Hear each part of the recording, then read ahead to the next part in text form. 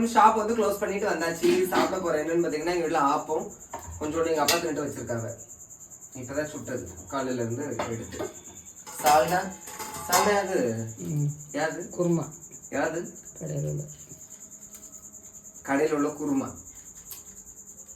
கண்ணோடு மலர்ந்த காதல் நெஞ்சோடு வளர்ந்த சொந்தம் எல்லாமே கனவு போலே ஆனதே.